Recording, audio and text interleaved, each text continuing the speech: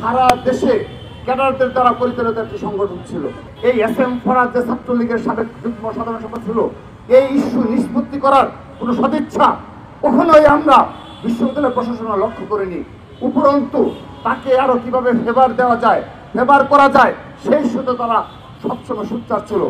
আদর্শকে লালন করেন এবং সর্বশেষ টিএসসিতে এই নিজামী আলবদরদের কমান্ডারদের ছবি টাঙিয়ে আত্মস্বীকৃত রাজাকার যুদ্ধাপরাধীদের ছবি টাঙিয়ে যে কর্মসূচি পালন করেছে, সেই দুটি ইস্যুকে কেন্দ্র করে তিনি একটা রিট পিটিশন দায়ের করেছেন।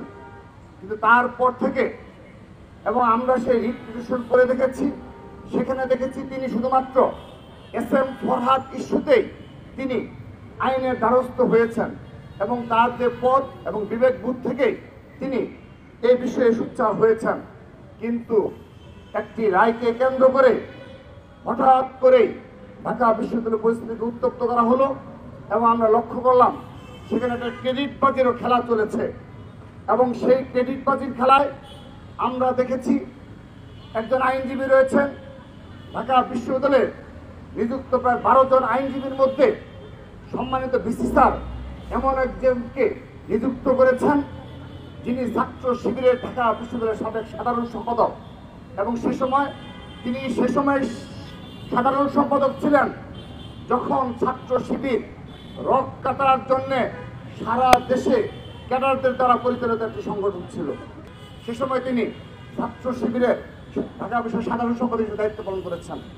তাকে তিনি এই মামলায় এসএম ফরহাদকে বাঁচানোর উদ্দেশ্যে এবং ঢাকা বিশ্ববিদ্যালয়কে উত্তপ্ত করার জন্যেই এই পরিস্থিতি সৃষ্টি করার জন্য তাকে আইনজীবী হিসেবে নিয়োগ করা হয়েছে।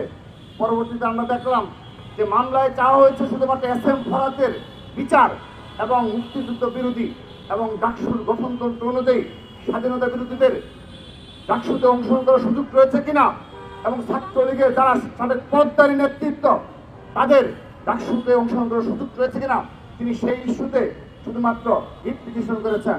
কিন্তু আমরা দেখলাম সেখানে রায় দেওয়া হলো ডাকসু স্থগিত এবং আইনজীবী ছিলেন শিশির মনির।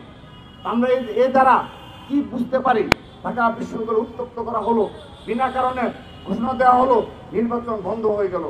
তো এখন এখানে ঢাকা বিশ্ববিদ্যালয় প্রশাসনের প্রতিটি যে এখানে গাফিলতি ছিল যে তারা সুষ্ঠুভাবে ছাত্রলীগের বিচার করতে পারেনি এবং এই বিচারের আওতায় নিয়ে আসতে পারেনি, ঠিক সেইভাবে এই এসএম ফরহাদ যে ছাত্রলীগের সাবেক যুগ্ম সাধারণ সম্পাদক ছিল, এই ইস্যু নিষ্পত্তি করার কোনো সদিচ্ছা কখনোই আমরা বিশ্ববিদ্যালয় প্রশাসন লক্ষ্য করিনি।